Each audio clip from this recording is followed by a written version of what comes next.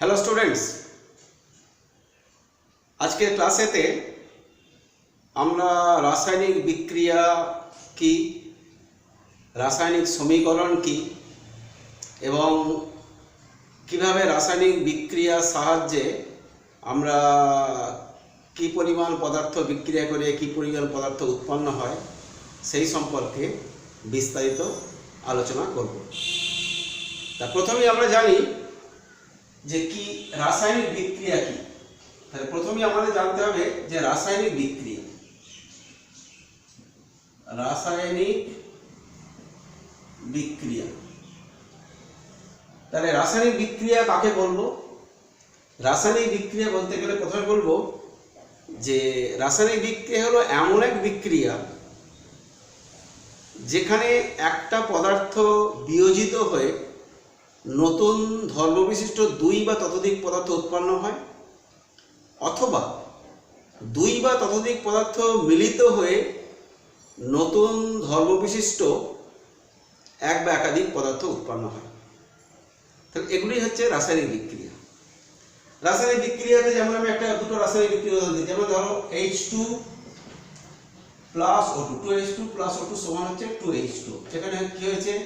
Hydrogen এবং oxygen যুক্ত হয়েছে, রাসায়নিক বিক্রিয়া করেছে এবং জল উৎপন্ন হয়েছে। এটা হলো একটা রাসায়নিক বিক্রিয়া। এখানে দেখা যায় দুটো পদার্থ যুক্ত হয়ে একটা পদার্থ উৎপন্ন করেছে। আবার ধরো CaCO3, ক্যালসিয়াম কার্বনেটকে যদি আমরা উত্তপ্ত করি তাহলে উৎপন্ন হবে CaO প্লাস CO2, গ্যাস উৎপন্ন হবে।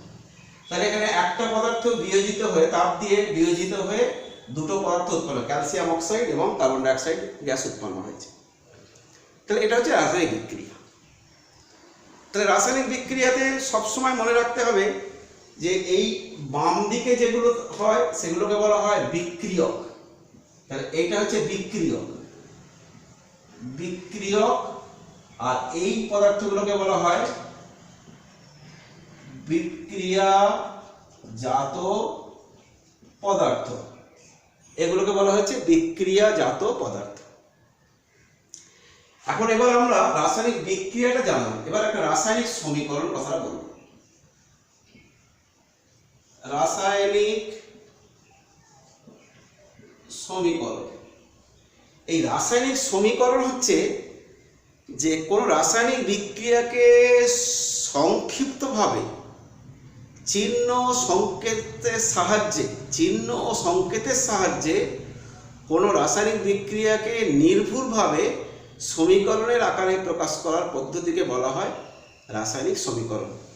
রাসায়নিক সমীকরণে একটা জিনিস হচ্ছে যে বাম দিকের প্রত্যেকটা পদার্থের মোট পরমাণু সংখ্যা এবং ডান দিকের প্রত্যেকটা পদার্থের মোট পরমাণু সংখ্যা কিন্তু একই হবে।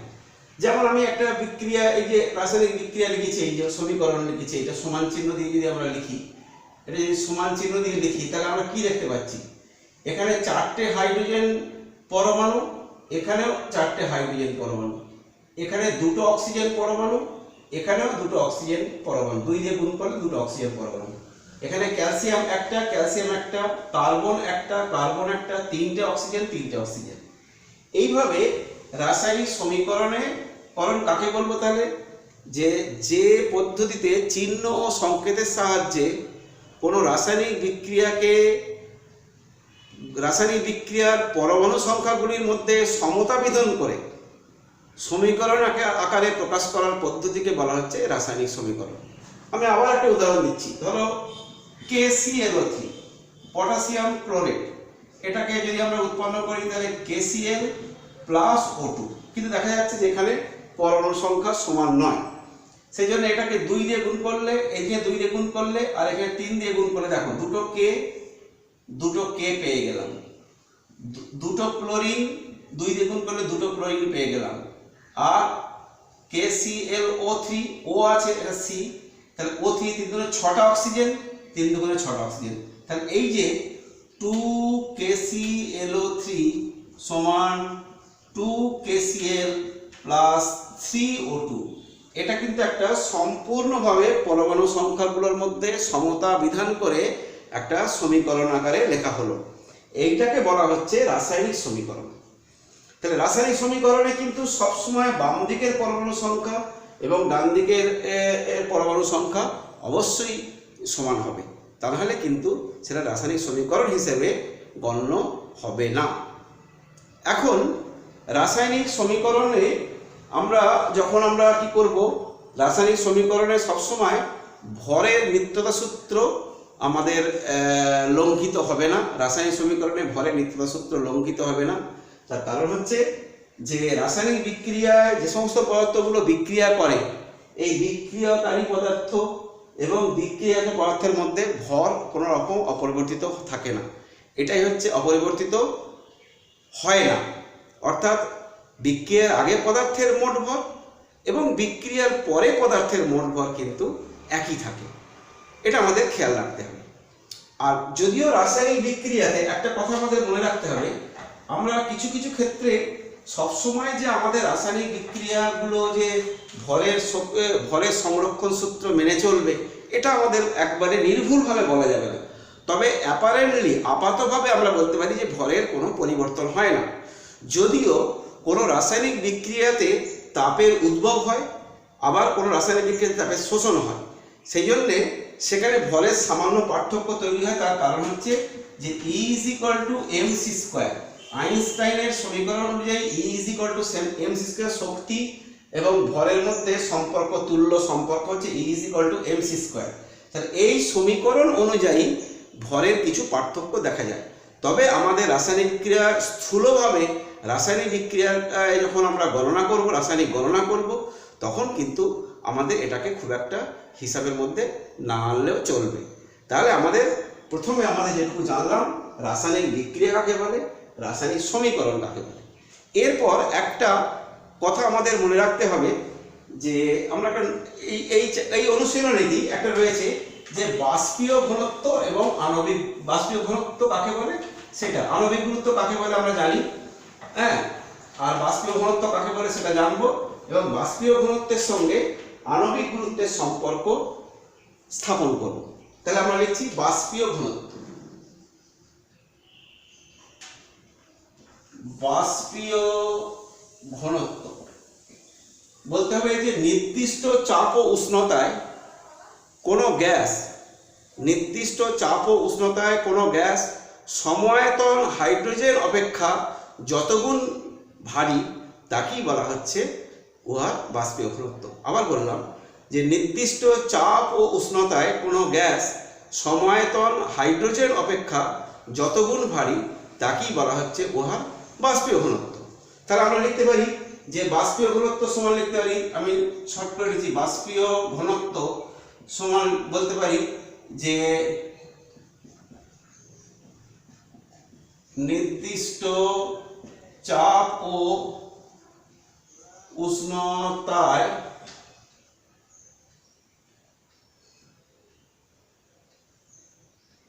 কোনো নির্দিষ্ট চাপ উষ্ণতা, আমি এটা লিখি ভি আয়তন কোনো গ্যাসের ভর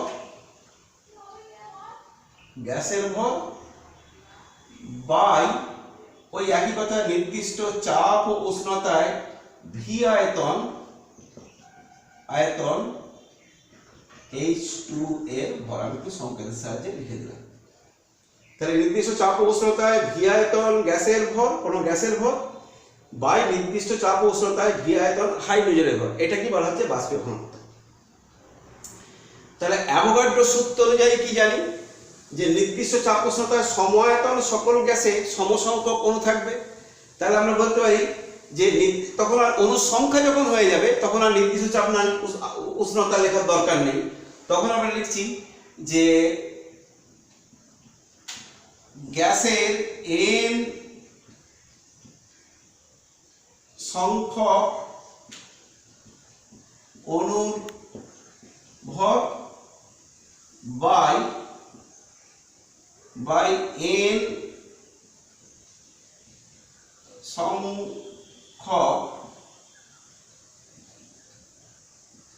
হাইড্রোজেন অণুর ভর। তাহলে আমরা বলতে পারি যে এনটা অণুর ভর বাই এনটা হাইড্রোজেন অণুর ভর, তাহলে গ্যাসের এন সংখ্যক অণুর ভর, তাহলে এনটা বদলে গ্যাসের একটি অণুর ভর করছি, গ্যাসের একটি অণুর ভর বাই হাইড্রোজেনের একটি অণুর ভর। হাইড্রোজেনের একটি অণুর ভর, মৌলিক গ্যাস হচ্ছে হাইড্রোজেন, সেই জন্য হাইড্রোজেন হচ্ছে দ্বিপরমাণু, হাইড্রোজেন হচ্ছে দ্বিপরমাণু, সেই জন্য গ্যাসের আমরা বলতে পারি তাহলে যে গ্যাসের একটি অণুর ভর বাই 2 ইন্টু একটি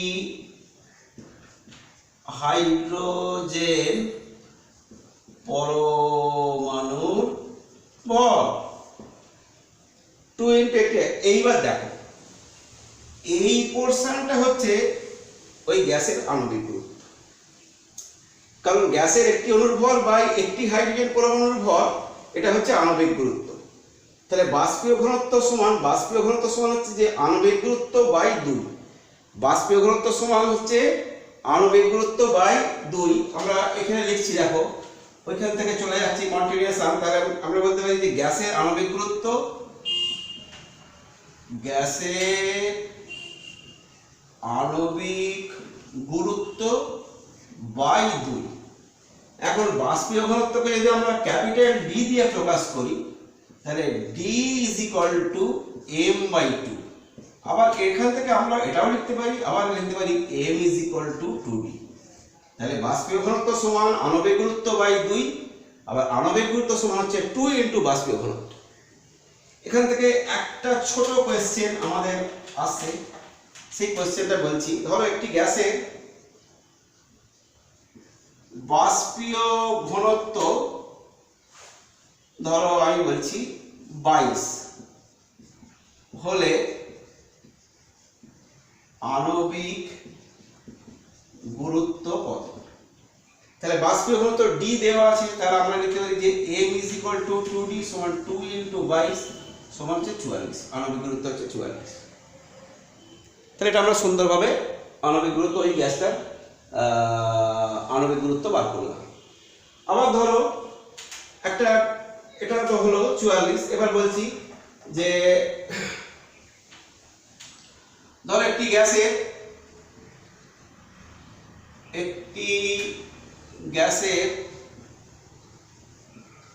আণবিক গুরুত্ব 64 হলে বাষ্পীয় ঘনত্ব কত? তাহলে আণবিক গুরুত্ব বলে দিই, তাহলে মানে d ইজ ইকুয়াল টু হচ্ছে m বাই 2 সমান 64 বাই 2 সমান হচ্ছে 32। তাহলে গ্যাসটির বাষ্পীয় ঘনত্ব হচ্ছে 32। এটা একটা হলো কথা। তাহলে দুটো প্রশ্ন ভাইস ভার্সা করা যেতে পারে, এইরকম কোয়েশ্চেন পরীক্ষার জন্য হয়তো আসতে পারে। তাহলে আমি এরকম যদি কোয়েশ্চেন দিলাম, যে একটা ধরো কোয়েশ্চেন তোমাদের জন্য দিলাম যে একটি গ্যাসের বাষ্পীয় আণবিক গুরুত্ব হচ্ছে ধরো 32, একটি গ্যাসের আণবিক গুরুত্ব 32, তাহলে উহার বাষ্পীয় ঘনত্ব কত? তাহলে আণবিক গুরুত্ব 32, তাহলে m দেওয়া আছে, d ইজ ইকুয়াল টু কত? তাহলে আমরা কি করব বলো? তাহলে একবারে পরিষ্কার d ইজ ইকুয়াল টু হচ্ছে m বাই 2 সমান 32 বাই 2 সমান হচ্ছে 16। তাহলে গ্যাসটির বাষ্পীয় ঘনত্ব হচ্ছে 16। আরেকটা কথা, রাসায়নিক গণনাতে ওজন মাত্রিক এবং আয়তন মাত্রিক গণনা করতে হবে। ওজন মাত্রিক গণনার ক্ষেত্রে আমাদের যে জিনিসগুলো আমাদের জানতে হবে, যে প্রথমে রাসায়নিক ফার্স্ট কাজ হচ্ছে যে রাসায়নিক সমীকরণটাকে সমতা বিধান করে লেখা। তারপরে আমি একটা রাসায়নিক সমীকরণ আমরা লিখছি, ধরো Mg প্লাস HCl, এটা থেকে হচ্ছে Mg Cl2 plus H2, hydrogen gas উৎপন্ন হচ্ছে ম্যাগনেসিয়ামের সঙ্গে। তাহলে Cl2 আছে, তাহলে 2 করলাম, তাহলে Mg দুটো ক্লোরিন দুটো হাইড্রোজেন। এই যে সমতা বিধান করা হলো, এইবারেতে তাদের আপেক্ষিক ভরগুলো মানে আণবিক ওজন যেগুলো রয়েছে আপেক্ষিক মানে যাদের যে এদের মধ্যে যে আমরা আণবিক সংকেতগুলো লেখা হয়েছে সেগুলো তাদের আপেক্ষিক আণবিক গুরুত্ব নির্ণয় করতে হবে। যেমন ধরো Mg ধরো 24, এখানে 2 ইন্টু HCl মানে হচ্ছে ধরো 1 প্লাস 35.5 এই হলো। আর ধরো হাইড্রোজেন হচ্ছে 2 ইন্টু 1। এইবারেতে এইভাবে আমরা যে পাচ্ছি এই যে সমীকরণের প্রত্যেকটা তাদের আপেক্ষিক আণবিক ভর নির্ণয় করে, আপেক্ষিক আণবিক ভর নির্ণয় করার পর আমরা ঐকিক নিয়মের সাহায্যে কোন পদার্থ তৈরি করতে গেলে কতটা পরিমাণে অন্য কোনো পদার্থ দরকার, বা একটা পদার্থ রাসায়নিক বিক্রিয়া করে কতটা এই মানে এ পদার্থ রাসায়নিক বিক্রিয়া কতটা বি পদার্থ উৎপন্ন করেছে, এগুলো কিন্তু রাসায়নিক সমীকরণের সাহায্যে আমরা জানতে পারবো।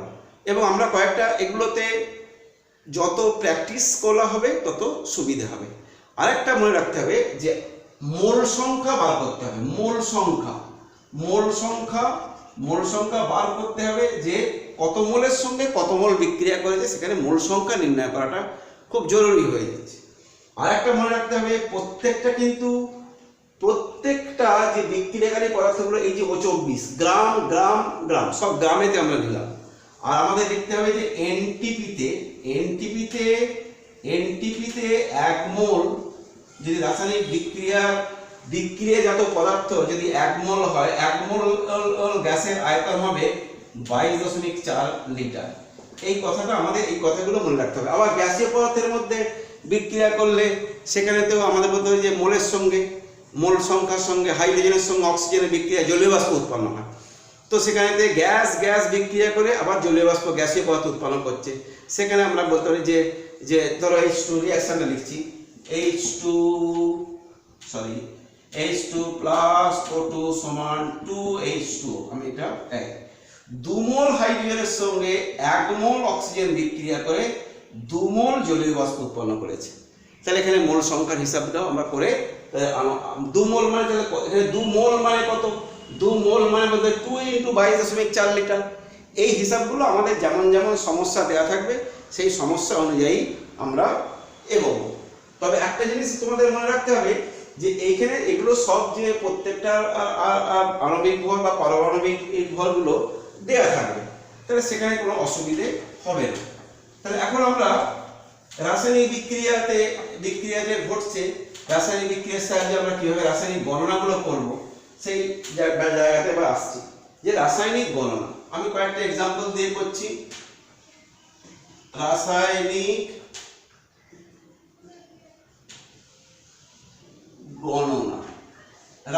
গণনার ক্ষেত্রে আমরা প্রথমে বলবো যে পটাশিয়াম ক্লোরেট একটা খুব গুরুত্বপূর্ণ একটা যৌগ। পটাশিয়াম ক্লোরেটকে উত্তপ্ত করলে আমরা কি পাই? অক্সিজেন পাই। তাহলে আমরা বলছি যে আমি ধরো বললাম যে 1 নম্বর 24.5 গ্রাম KClO3 কে দেখবে, ভালো করে দেখো, উত্তপ্ত করলে কত গ্রাম O2 পাওয়া যাবে। একটা প্রবলেম দিলাম। তাহলে আমাদের বিক্রিয়াটাকে আগে সমীকরণের সাহায্যে প্রকাশ করতে হবে। তা বিক্রিয়াটা সমীকরণের সাহায্যে প্রকাশ করছি। দেখো KClO3 সমান এটা 2 KClO3 সমান 2 KCl প্লাস 3O2। তাহলে পটাশিয়াম বলতে এইটা জানতে হবে আর এইটা জানতে হবে। তাহলে এইটা আমি লিখছি 2, K হচ্ছে 39 বলে দেওয়া থাকবে, Cl হচ্ছে 35.5 প্লাস O মানে হচ্ছে 16 3 16 48 আর 3 ইন্টু O2 মানে হচ্ছে 32। তাহলে এটা আমরা ক্যালকুলেশন করলে আমরা 245 পাবো। এটা যোগ করলে 122.5 হবে, তাকে 2 দিয়ে গুণ করলে 245 আর এখানে 96। এখানে হচ্ছে 3 32 96। তাহলে আমরা বলেছি যে এত গ্রাম পটাশিয়াম ক্লোরাইড, তাহলে এটা বাঁ দিকে রাখতে হবে। দেখো 245 গ্রাম KClO3 থেকে 96 গ্রাম O2 পাওয়া যায়। তাহলে 1 গ্রাম থেকে কত পাওয়া যাবে? 96/245 গ্রাম। আর বলেছে যে 24.5 তাহলে 96/245 গুণিত 24.5 গ্রাম O2 পাওয়া যাচ্ছে। এই দশমিকের জন্য নিচে একটা 10 বসে গেল। 245 96 কে 10 দিয়ে ভাগ করলে 96 কে 10 দিয়ে ভাগ করলে হচ্ছে 9.6 গ্রাম। ইয়েস, 9.6 গ্রাম আমাদের O2 পাওয়া যাচ্ছে। একদম সিম্পল এই রিঅ্যাকশন। মাস কিন্তু 3 নম্বর একটা কোয়েশ্চেন এখানে পরীক্ষায় আসবে, মাধ্যমিকের সিলেবাসেতে কিন্তু এইটা অবশ্যই একটা 3 নম্বরের ভালো কোয়েশ্চেন তোমার করতে হবে। এরকম রিঅ্যাকশন আমাদের যত রিঅ্যাকশন বইতে আছে সেই রিঅ্যাকশনগুলো আমাদের ভালো করে করতে হবে। আমরা এবার নেক্সট আরেকটা প্রবলেমে যাচ্ছি। আমরা লিখছি যে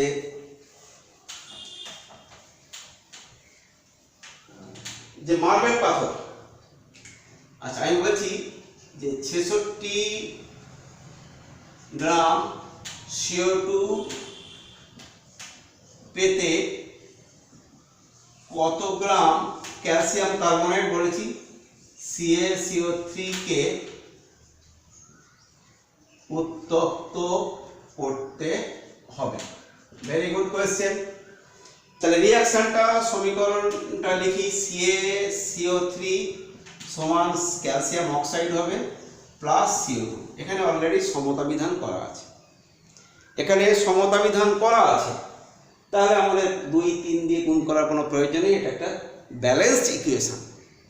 এইবার এই ব্যালেন্সড ইকুয়েশন থেকে দেখো Ca হচ্ছে 40, C হচ্ছে 12, O3 O মানে 16, তাহলে 3 16 48, আর CO2 মানে হচ্ছে 12 প্লাস O2 মানে 32, তাহলে এটা হলো 44 গ্রাম আর এটা হলো 100, একদম পুরোপুরি 100 গ্রাম।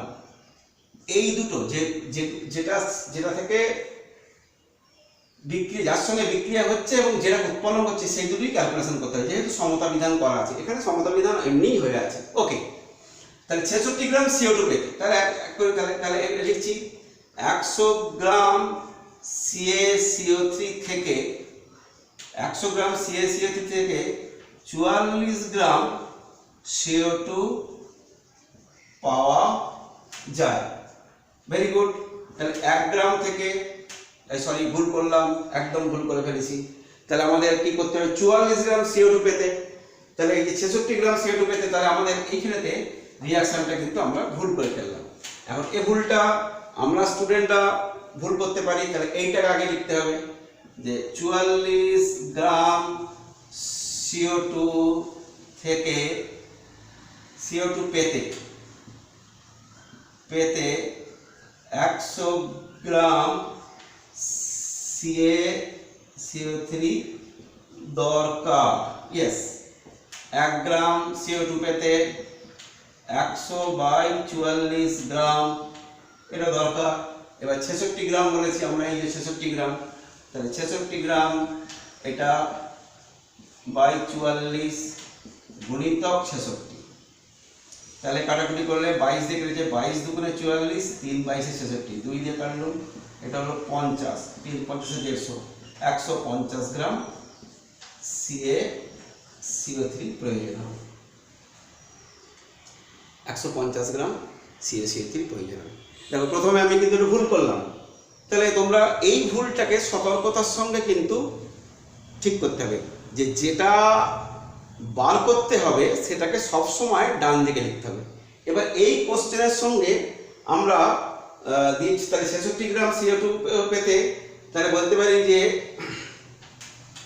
যে ওইখানেতেই ওই কোশ্চেনটা থেকে আমরা একটা করছি যে ওই যে 66 গ্রাম CO2 যে পেলুম তাতে এনটিপিতে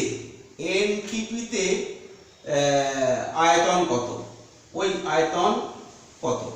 তাহলে আমাদের করতে হবে কি, যে আমরা লিখতে হবে যে সেই রিঅ্যাকশনটা যে ছিল সেখানে আমরা পেয়েছিলাম যে 44 গ্রাম CO2 আয়তন, 44 গ্রাম CO2 আয়তন 22.4 লিটার।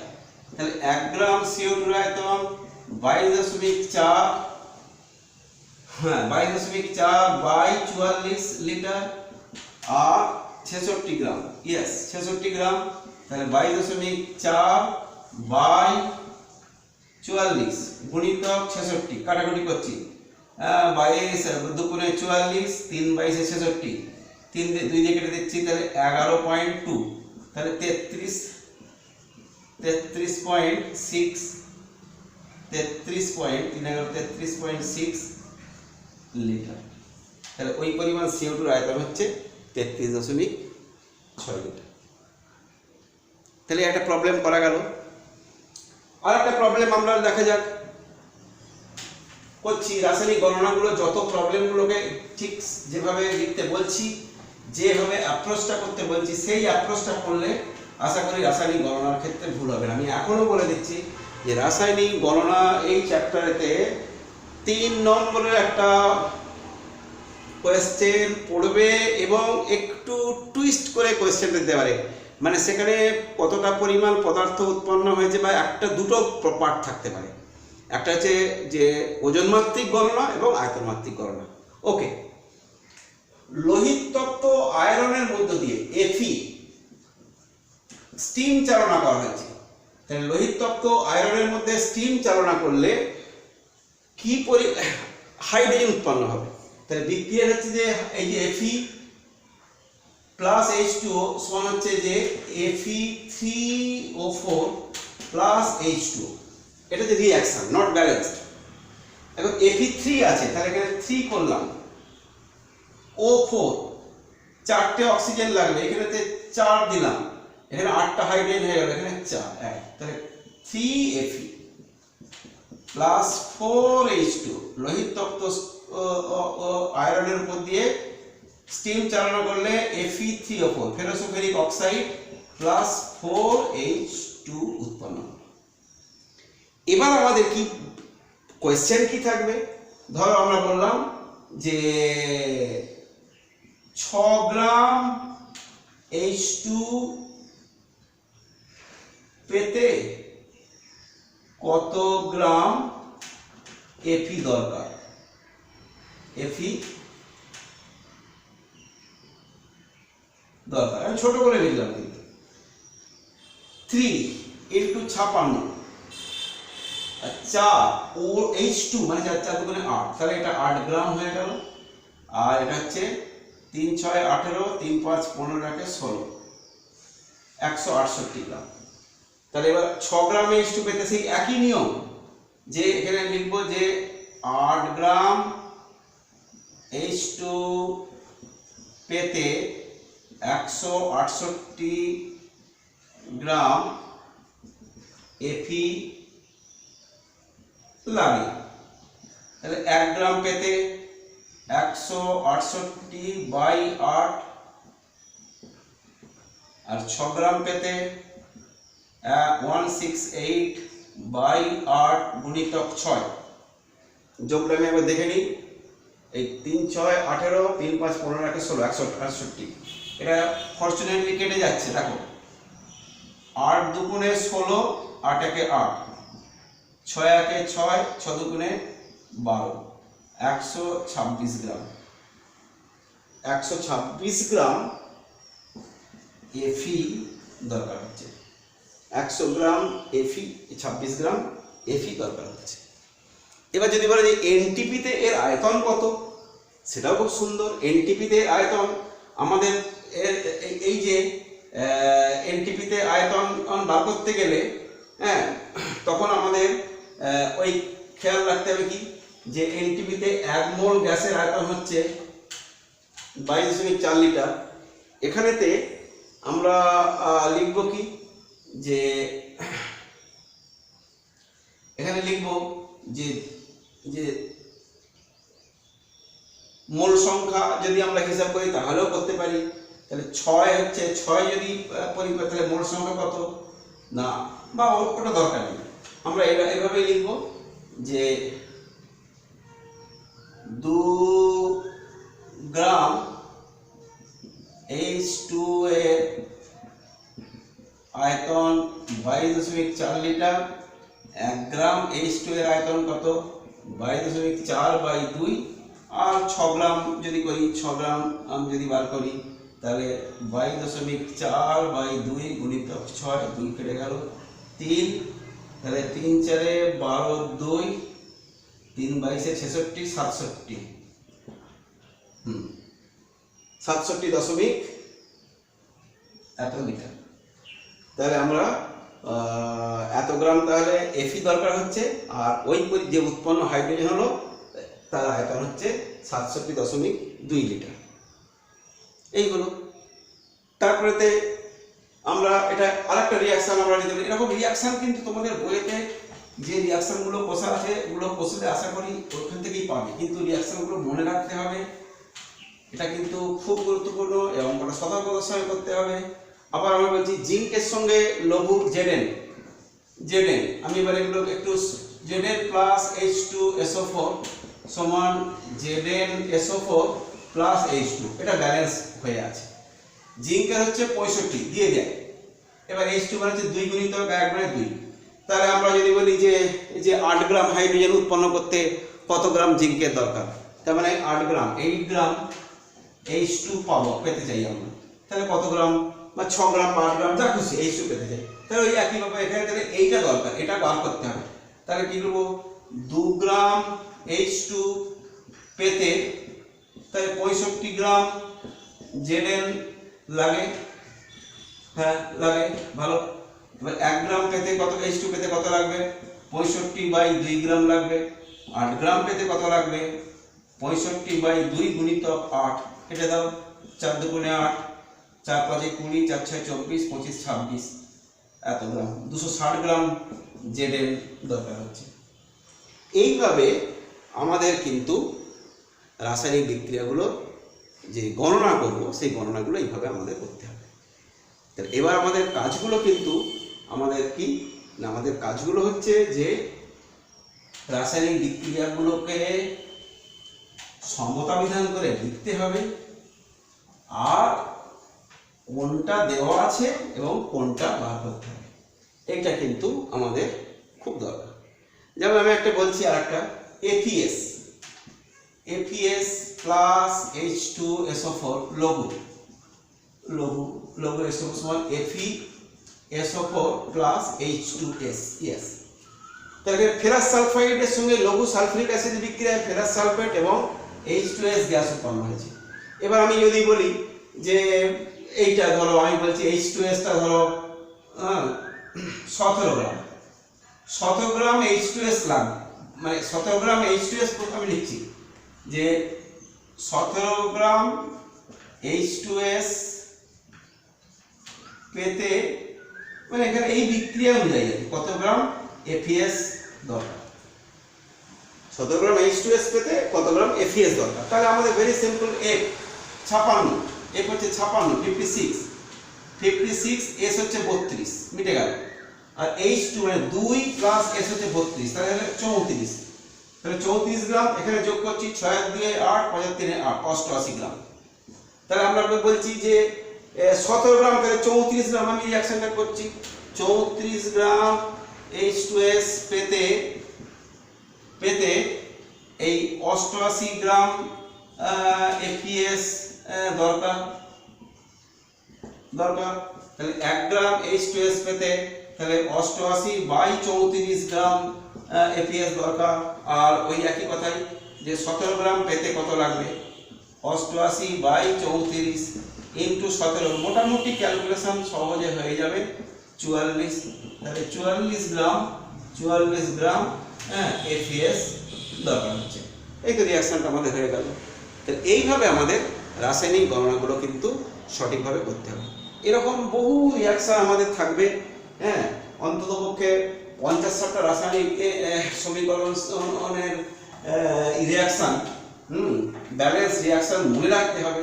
মনে রাখাটা কিন্তু খুব একটা ইম্পর্টেন্ট থিং পড়াশোনার ক্ষেত্রে। যেমন বিষয়গুলো বোঝা দরকার আছে, আবার সেগুলো মনে রাখা।